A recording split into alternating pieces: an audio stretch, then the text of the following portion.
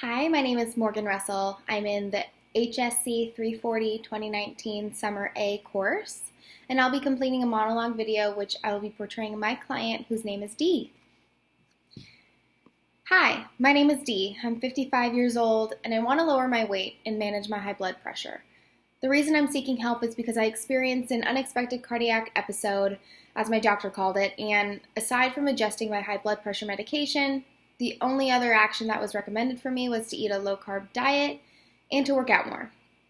In the last few years, I've gained quite a bit of weight and I'm not happy with where I am now. I have tried every diet possible over the last 30 years and nothing has stuck. Now that my doctor is recommending a low-carb diet, which I've done before, I do not want to fall into my previous bad habits of juggling from one fad diet to another. To be honest, I wasn't shocked when I realized I struggled with high blood pressure. One, because I lead a human resources team, and two, because I've always been a high-stress individual.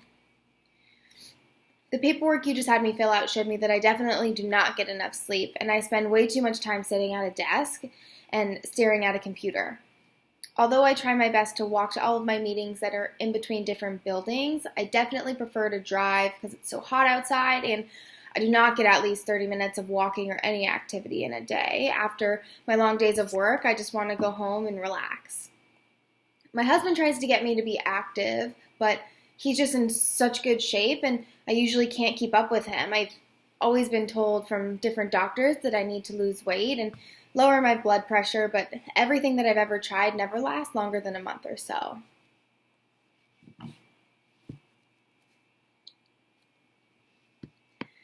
Thank you, Dee, for opening up to me about your health goals and what reservations you have about making a change. After reading over your paperwork and health risk assessment, I can see that you're a non-smoker, although you wrote that both of your parents were active tobacco users, which is really something to celebrate. At age 55, you may be experiencing some hormonal shifts that can be impacting your health journey emotionally and physically. Within your quality of life responses, I think it's great that you acknowledge the amount of sleep that you should be getting, because getting enough sleep can directly impact stress levels, and I think walking in between your meetings is a great example of counter conditioning in order to reach your goal of 30 minutes of daily activity.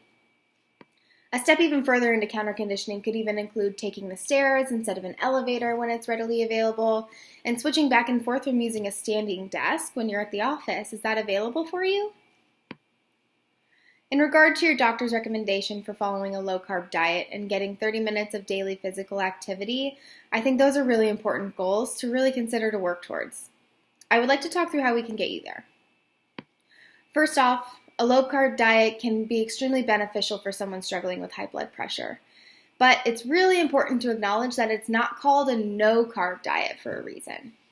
We still want to make sure that your body is being fueled with enough calories, even while accomplishing your goals in weight loss, and that you're not depriving your body of any cravings or nutrients that you can get from whole grains. Do you feel like you're getting enough water in your day? Do you feel hydrated?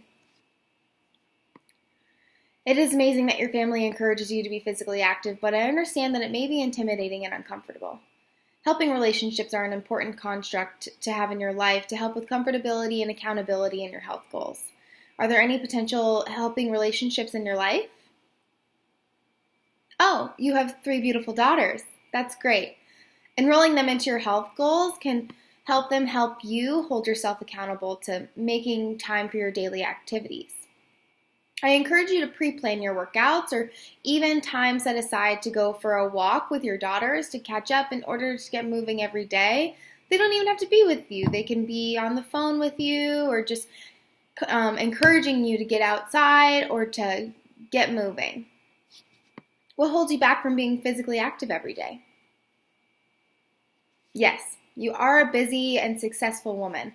I understand how time can feel limited, especially when relaxing is so appetizing after a long day of work.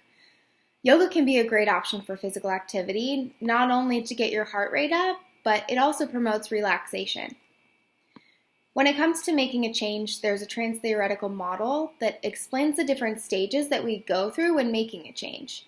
According to what you have shared with me, I believe that you are currently in the contemplation stage of change because you've been thinking about making a change for a few months now, but you have not been able to take the leap.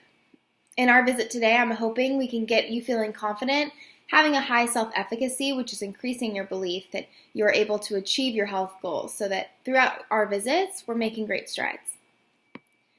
Since you have tried to make similar changes in the past, your previous vicarious experiences may lead you to feeling unsure and unmotivated to move into the preparation stage, which is the next stage of the trans-theoretical model.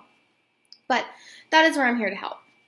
When it comes to making health goals, it's important to make them specific, measurable, and something that you can actually attain in the end, so we can track your progress together through all of the stages of change. What are your main goals that you would like to work towards? Okay, so in the next month, you would like to stick to a low-carb diet and get at least 5 days of 30 active minutes logged on your Apple Watch. I think that's a great goal to begin in your health journey. I'd love to continue working with you monthly through monthly follow-ups to keep a pulse on your progress. Before our next meeting, I would like you to work on this initial goal and come back with the questions on the readiness ruler and the pros and cons table filled out that I'll be sending home with you. This way, in our next conversation, we can discuss your answers together and we can work through either revising your current goal or continuing to move further along through the stages of change, so that when we make this a part of your healthy lifestyle, it actually does stick this time. It was so great to meet you. I'm really excited to work alongside you throughout your health journey.